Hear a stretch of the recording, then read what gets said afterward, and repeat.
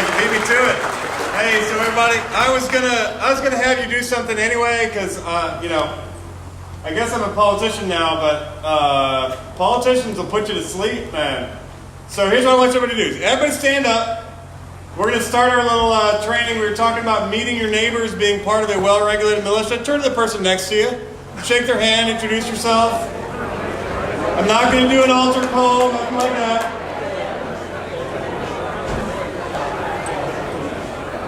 All right, that's good enough. Everybody's awake now.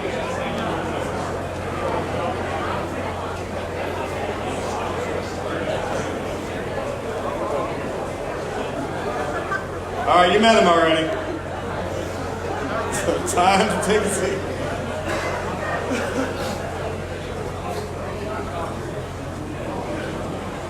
All right, everybody. As my dad would say, I'm tickled pink to be here. I'm thrilled to be with you again here in the county. Many of you I met at the rally at the high school a couple weeks ago, and I'm thrilled to be here. And I want to start. You all have my flyer. You know who I am. But I want to start by telling you a little story. On the 10th of November 2004, I was leading a convoy of tanks across Ramadi, which is about the ugliest town in the whole wide world. And I was the third or second tank in the convoy, and we were headed across this town, and all of a sudden I heard an explosion off to the left-hand side. We trained our gun over there, and there was another explosion, and then there was some machine gun fire. And I remember saying to myself, and then I said it out loud, and you can hear it on the video that I have of this event. I said, wow, somebody's in a serious fight over there. And it took me about the next 35 seconds to realize that there was, in fact, a serious fight. There was, in fact, an ambush.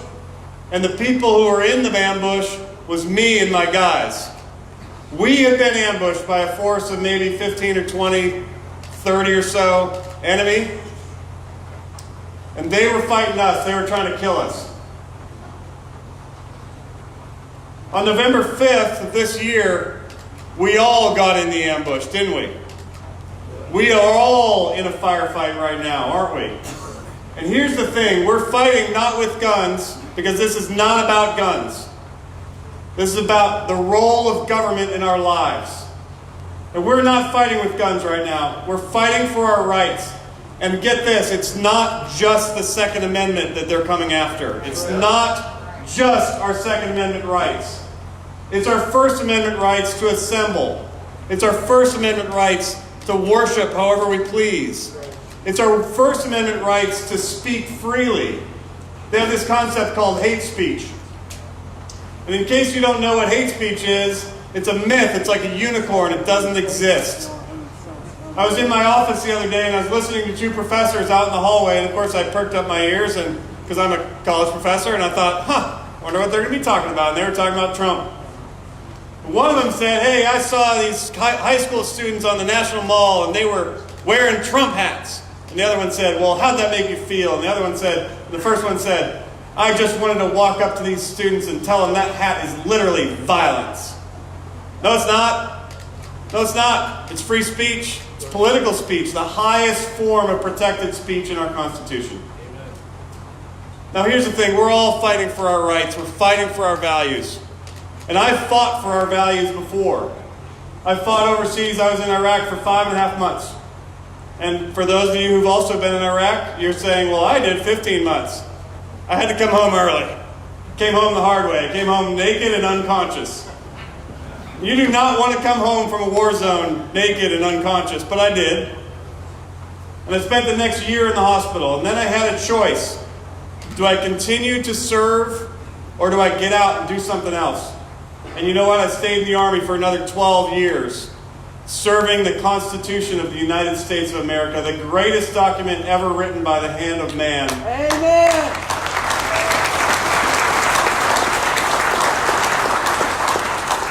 So I served in the Army another 12 years, and then the president's people, the president himself didn't call me, the president's people did, and they said, will you serve in the Trump administration? I said, absolutely I will. And so I served in the Department of Labor under President Trump for about 15 months. And now I'm back serving as a college professor, teaching some leftists, how to think about things, and it's a lot of fun. And I'm ready. Listen, I'm a fighter to the core. As I like to say, our official campaign motto is same oath, new mission. Because a United States Senator takes the same oath as an Army officer does. Our unofficial campaign motto, which I'm releasing to the public right now, is it doesn't take two legs to kick ass in Washington. And I'm coming to get it now. So if you're paying attention, if you're out there and you're paying attention, I would love to have your vote. I really would. I'd love to have your signature on the ballot. I'd love to have you go to gameforvirginia.com/donate and do whatever you can there. If it's $5, that's awesome. If it's $5,000, that's a lot more awesome. But I love you guys. I'm thrilled to be here. You deserve representation in Washington, D.C. that will serve you. And I've only ever been a servant. I'm not a politician. And I'm here to serve you. I'm thrilled to be your friend. I'm thrilled to be contesting or running a race to be a servant of yours. Thank you for having me. I appreciate it.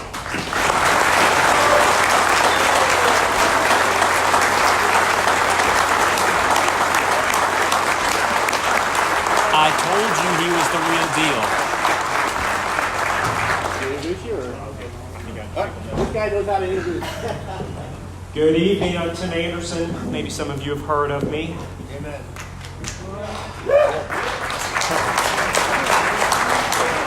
So I come from Virginia Beach, and I'm an attorney. I've been practicing law for about 20 years, and after the Democrats won in November, I started on my Facebook page, on my business Facebook page, talking about the bills that were being lodged in the General Assembly, the pre-filed bills. And as I was talking about the bills and I was explaining the bills into more easier language for people to understand and understanding the implications, people are watching. And more people are watching, and more people are sharing, and more people are sharing. We are right now at a point where over 100,000 people a day are watching the Facebook videos that we are putting out. And the reason for that is not because of me. It's not because everybody wants to go file bankruptcy, which is what I actually do. It's because they want the truth, all right? They want to know what's going on. And so here I am. I'm going to give you a few breakdowns of what's going on just for you to understand. First, the reason that the Republicans lost the election is not so much because you didn't vote. What happened was this started in 2014. There was a lawsuit that was filed that dealt with how districts are drawn in Virginia, how we clump voters into certain congressional districts and voting districts. Sure. All right, sorry. So there was a lawsuit that was filed in 2014. And that lawsuit was working its way through the courts and working its way through the courts and going up and down and up and down and up and down, and it was getting bounced back and forth. Well, it all started resting around 2017. What happened in 2017 is the federal courts in Richmond ordered a professor from Berkeley University to redraw the maps in Virginia. Okay? Berkeley, California. Okay? Redrew the maps. And what happened with those maps is that they created this zone that turned red zones, historically red zones, into blue zones. The House of Delegates filed a lawsuit about that. It went all the way to the United States Supreme Court, and this year, in 2019, the Supreme Court said, sorry, House of Delegates, you don't have standing to bring this lawsuit because you are not the Attorney General. The House of Delegates didn't get to decide to bring that. And so what happened these zones turned blue. Now I know you don't probably know a whole lot about Hampton Roads, but here's a perfect example. You have the Eastern Shore, which is Accomack and Northampton County. Pretty much mostly just like the folks out here, very red. They took that zone and then they carved it into a little zone in Norfolk that was predominantly Democrat voting. And so it turned the whole Eastern Shore blue. Okay? The Eastern Shore doesn't connect to Norfolk. it connects to Virginia Beach through a tunnel. So if they were going to draw a map, they should have, included the little part of Virginia Beach that jettisons off of the Chesapeake Bay Bridge Tunnel, but they didn't. They clumped in voters from Norfolk, which is it was just this gerrymandering, weird way of looking at it. And take a look at what happened. It ended up mostly because of what happened in Hampton Roads. Mostly because of that. That is why the Democrats won, is what happened in Hampton Roads, in the 11 districts in the Hampton Roads area. More people voted for Republicans in Virginia in 2019 than they did Democrats. All right, that's a fact. And so when it's time to vote in 2020 in November, when you're voting Republican, the senator is picked by the popular vote of the state. So it is extremely important that everybody comes out and votes for Daniel Gade. Okay, now your congressional district is a different district. Okay, that's going to be more zoned for where you are out here. But he will win the popular vote if you can get people to run to the ballot box and vote. It is extremely important that you do that, because what it looks like to the world is we have a Virginia governor, a Virginia House, a Virginia Senate, 2 Virginia senators, Congress people that are blue. It looks like this is New Jersey. Okay? And so the first way to say this is not New Jersey is to elect this guy. All right? Now, it's not going to change the Virginia political scene. All right? But it's going to build momentum going into 2021. Now, let me tell you what's about to happen. We're going to have what are called generational bills come down. It means that the laws that are going to pass this year are going to be with us for at least 10 years. There is no path to undo that. As lawyers, we will be in there. We will challenge them. And as we challenge them, they'll work their ways through the court process. It will take years for that to happen. The laws that are coming down are going to pass. So here's what you need to do right now. My Facebook page reaches over 1 million people. On Sunday, when there was a church shooting in Texas, and the one parishioner took one shot and ended that event, we said, let's take that and start the conversation about how guns are not the problem. Guns are the solution when the gun becomes a problem. And we started doing that. And I said, here's a stupid law in Virginia. It's illegal to bring a gun into a church in Virginia. Period. I don't care what your church says. The state law says it is illegal to bring a gun into a church. Okay, that's the law. And I said, that's a dumb law. There should not be a law on the books that says what a church can and can't do with the property. If a church doesn't want that doesn't want guns in their church, that's their business. They can tell their congregation, no guns in the church. But it's not the state that gets to tell the church what to do. What if that was the law in Texas? All right? What if that was the law that said you can't have a gun in church, and then everybody, lawful people, are complying with that law, and then that shooter came in the door? What would have happened? Were those people in that church more safe or less safe because there was a parishioner that had a gun? And that's the conversation that we need to start engaging. All right? Connect to my Facebook page. You will get a breakdown of every bill that is being proposed, every law that is coming down. I will tell you how to connect to the delegates and to the senators on how to do this. When Senate Bill 16 came down, I said, this, and this is going to happen. And the Democrats said, we're not trying to take your guns. We're not trying to take your guns. Yes, you are. If you read Senate Bill 16 with a 3rd grade education, it will show you they are going to take your guns. Now, not every gun, but they're coming after guns. So when a Democrat says, we're not coming after your guns, that's not true. So when we talked about it and people started emailing their delegates and emailing the senators, we started seeing the ground shift. The Second Amendment sanctuary thing started popping up. Now, I'm not taking credit for any of this stuff. I'm just part of it, okay? So they started coming up. And then all of a sudden you see the governor say, oh, well, we always intended on there being a grandfather clause. Okay, now if you read Senate Bill 16, it is very complicated. It took me 3 days to read it because it is so complicated and diagram it out. If they intended to have a grandfather clause, you would have thought they would have put that in there. They did not. But you saw that the governor starts backtracking. Okay? We saw Senator Saslaw, the guy who produced this bill, say after all of the sanctuary cities came up, I never intended on this becoming the law of the land. He said that. Now, did he intend on it becoming the law of the land when he filed the bill? Heck yeah, he did. Why else would he have spent all that time doing it?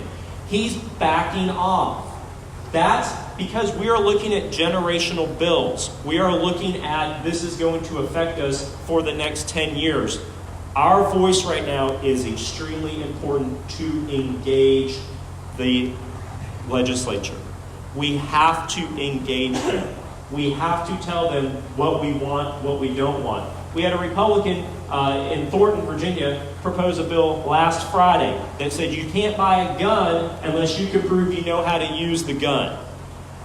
And I got on the video and said, can't do that. Okay, that's not in the Constitution. You can't do that. Everybody started writing that delegate. He's a Republican, and the next morning he retracted the bill. Okay? Engaging your government.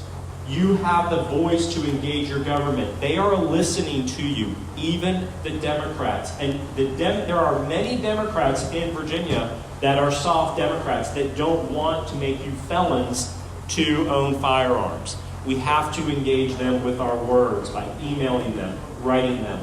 If you connect to my Facebook page, Engage Your Government, that's the name of the Facebook page. I'm telling you and showing you how to do it.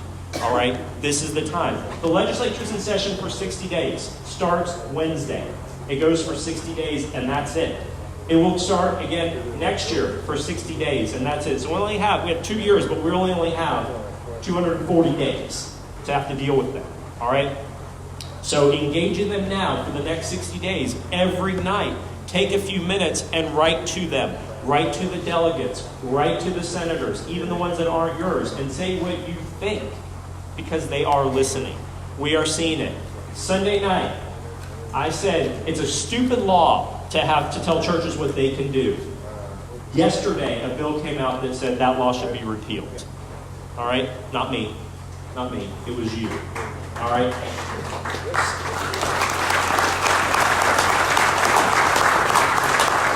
So I just want you to know that I've had a front row seat to the greatest movement of my lifetime. I've been in rooms like this for 6 weeks, almost every night. My kids have grown. I haven't even seen them. Pretty sure they're not even in the same grade they were when I last saw them. I have a front row seat, and it's because of you. So please, don't think, oh, I'm just one guy. I'm just one person from Shenandoah. Nobody's going to listen to me. I'm just one person out here. Write to them. They're waking up to their email boxes having thousands and thousands of emails. Not just your Republican delegates, the Democrat delegates. Write to them. Tell them what you don't like. And you're seeing them soften up. And that's what we need right now until we have the time to challenge the laws in court. And then that's where I'll come into that equation. All right? Okay, so this is going to be a question and answer seminar now. I'm going to drop the mic. I'm going to be here, so when you want to talk to me, I'm going to be over here, okay? I'm going to answer your questions about what's going on. But let me tell you something about Daniel Gane, all right? And I'm just going to say this about Daniel Gane. For most of my entire adult life, I have voted against the person that is running. I think you probably know what I mean. When you vote, are you really voting for the guy that you're voting for, or are you voting against the person that is running against them? All right? Most of my life, I have voted against the guy that is running. This will be the first time in my adult life where I am voting for the guy that I want to win, and it's this guy right here. All right?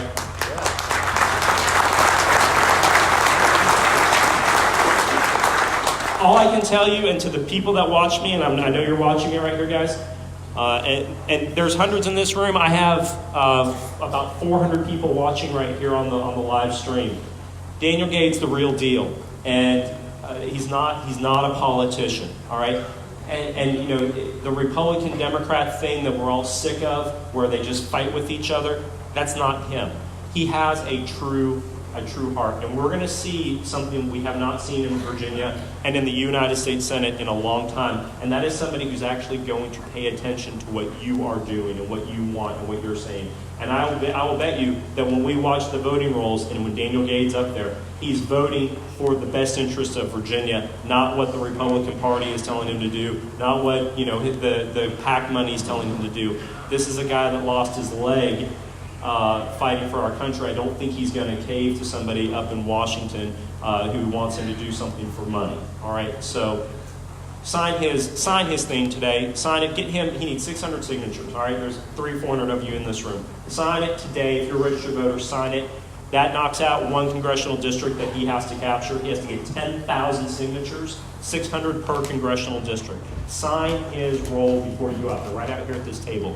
Do that for me, and I'll give you free legal advice in exchange, okay? All right, guys. I'll be over here if you need to talk to me. So nice seeing you.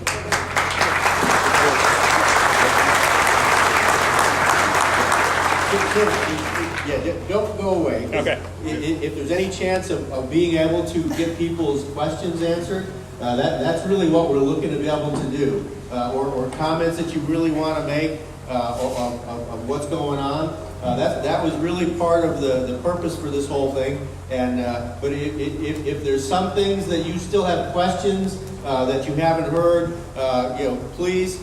We've got a microphone, and so that you can speak loud. And you're probably the one that knows the most of this stuff, Tim. So if you don't mind being able to answer some questions. If you guys are cool with that, I'm cool with that. All right, so I'll do it that way. It's totally fine. And if you're leaving, sign Daniel Gates' name on your way out the door. All right. All right, go ahead. Sam Haywood, I'm from Mount Jackson, and my question is: will there be some time deadline when you have to turn in certain kinds of listed? Sure. And can there be a way that our citizens can have the legislators advance, move that deadline for turning in your guns to move the deadline to the right, so that we can have delaying actions, and by the time we decide you have to turn in your guns, will it be time for an election perhaps? That might be one way you can defeat. Sure. So generally when laws pass, they go into effect on July 1st. All right. Now sometimes the legislatures can delay that, but more than likely you're going to see laws kick in on July 1. Now here's the thing about this. There's a lot of disinformation about what is going to happen, and honestly, as I sit here right now, I can't tell you precisely what firearms will be legal and what firearms will not be legal on or after July 1st. But what I'm going to do is that once these bills pass, I'm going to be doing town halls all over Virginia, probably one right here, to tell you what to do and how to comply with the law. All right? Over here. My name is Patrick Henry, and I'm from Mount Jackson. Patrick Henry, that's That's it. Like Sam here said about when we have to turn in and all this, that would be the worst case scenario. You know, I'm not turning mine in. I mean, that's just the way I feel about it. And Sheriff Carter talked about the community, about getting together there, everything. If it came to be that serious, how many people here will lay their life down to protect their Second Amendment rights? I mean, you're going to have to give up your family. You're going to have to do a lot of things. If an email goes out, hey, they're at my house, how many's going to show up to support me with their AR-15? I mean, that's one thing. We've all color-coded it, and we've all said, you know, we got to get together, we got to do the best side of it. But what about the worst-case scenario? Nobody's talked about that here tonight.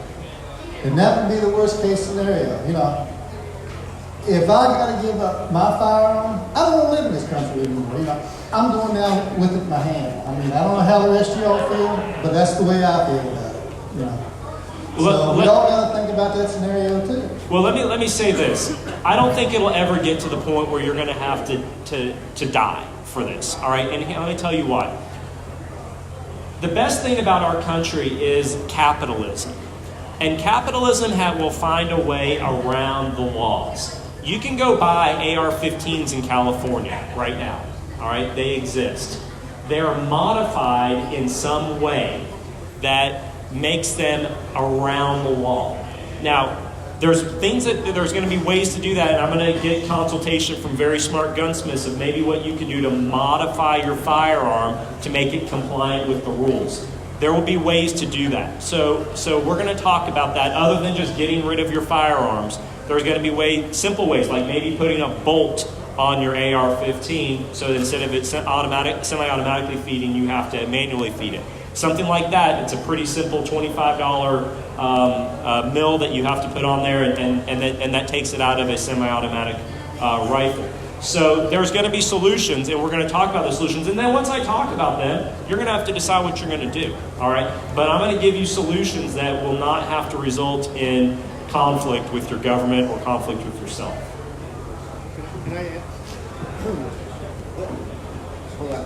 Let me just share a couple of more things that actually didn't come out, at least not that well known. But one of the things that the sheriff was saying, and I'm not sure if you all understood it, but yesterday there was a budget meeting where the governor is asking for a whole bunch of money to be able to create a registry, a gun registry. Okay, there's the goods and the bads with something like that, but that is what he's planning on doing. And of course, this is a long game for them, and so it could be that they're just looking for a registry to start with. That might be what comes up, and then basically, if for some reason you have not registered a weapon, then it's going to be the state, police, the state, that's coming, not the sheriff, not any, town, policeman, but it'll be the state police that come after us to find out why we didn't register, and then there's the possibility of felony. Okay, so that is sort of the long game that they're also playing. But the other thing, you guys heard what happened in Tazewell County, that they basically created a resolution for the Board of Supervisors to stand up a militia. There is an interpretation for the Virginia Constitution in being able to have a militia that is then authorized for those within the militia to be able to have the weapons that they need in order to be a well-regulated militia. And so that there is that chance, okay, that right now is a political gambit.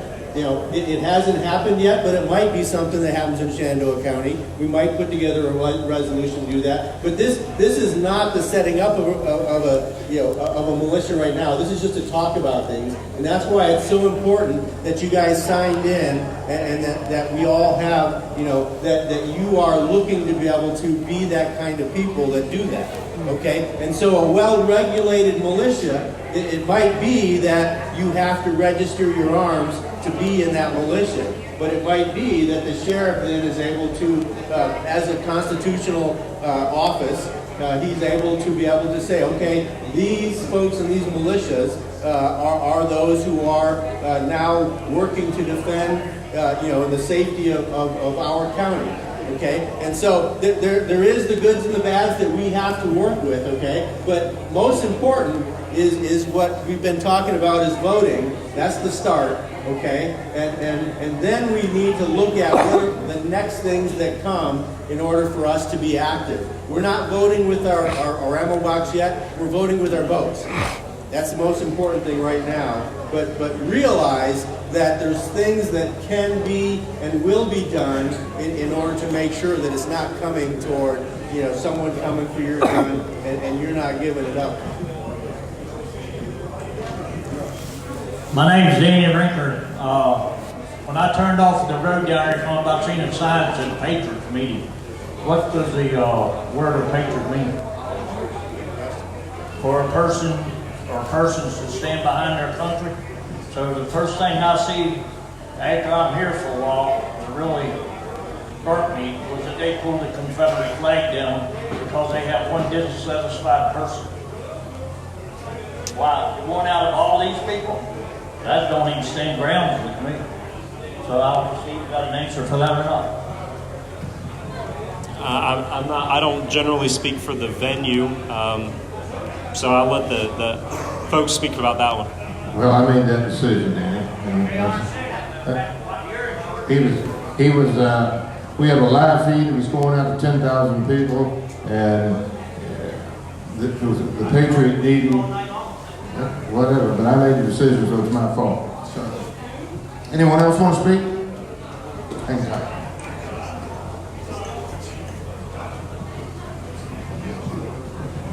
My name is Steve Heichman, and I live in Mount Jackson, out in the Connieville area. And I'd like clarification, if I could, on the Second Amendment. Now, if the Constitution is the law of the land, I understand that. So, with the Second Amendment being part of the law of the land, how can these politicians even attempt to infringe upon the Constitution?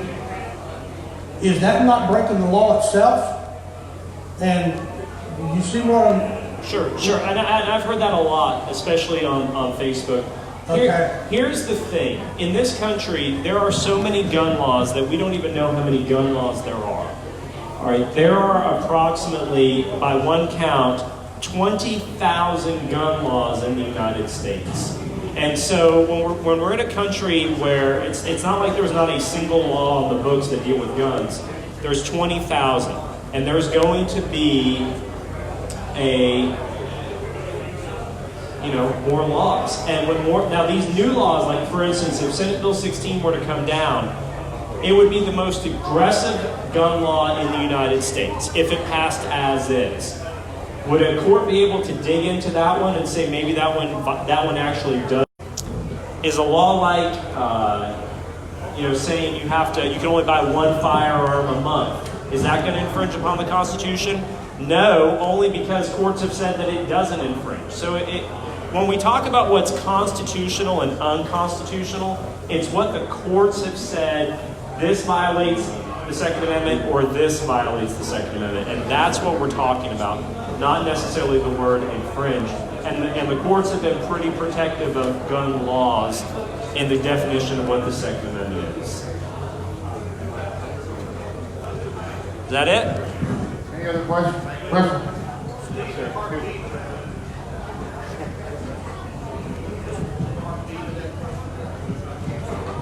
So I understand that, but if these other laws are being made, you said there's some 20,000, and we have an issue with the size of the clip in a rifle weapon. Does that not go back to the supreme law of the land of the Constitution of our rights shall not be infringed upon? Well, right. That's Right. pretty simple, elementary language. Well, and even more than that, is there any real empirical evidence that 10 rounds in a magazine is less dangerous than 17 rounds in a magazine? Okay, there's not, and it's a false narrative, and the media and the Democrats have been really good about creating this false narrative that we have a gun crisis in the United States, and it's just not true. And it's even worse of a narrative that it's caused by AR-15s, for instance, which is what they're trying to ban. There are 7 or 8 deaths with a rifle in the last year that Virginia keeps track, which was 2017, and we don't even know if those were AR-15s. Okay, 7 or 8 people died from a rifle. And that could have been a 22 or it could have been an AR-15, who knows. But even if all of them were AR-15s, that's certainly not a crisis. And that certainly doesn't justify making hundreds of thousands of Virginians felons because a few people misuse their firearms. And if that's the logic, then everybody should get their driver's licenses taken away because a few people drink and drive. And so the logic doesn't float well with me. I have lots of arguments, but what we can't do as lawyers is I can't make an argument that's already been lost. These arguments have been made, so we have to attack it from different stages.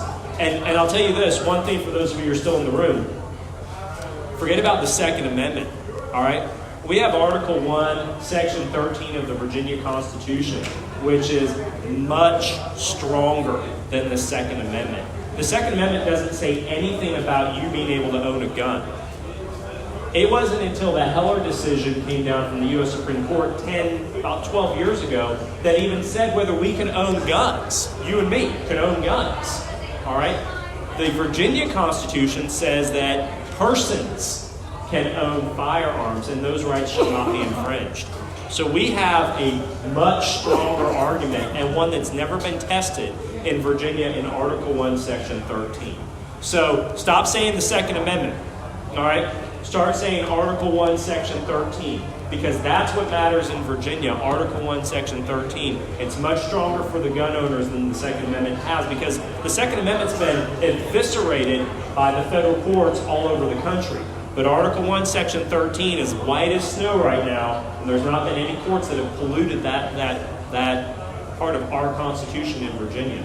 So that's where the battle is going to be, is in the state courts. I'm not going to take a single lawsuit and go to federal court. We're going to lose.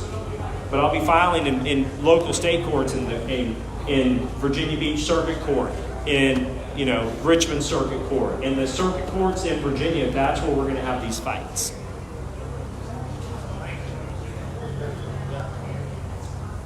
Engage your government. Go to Facebook, engage your government. We'll continue the conversation there. Okay, guys? Before everybody leaves, they wanted to tell me there's a lot of food left out there, so visit the concession stand.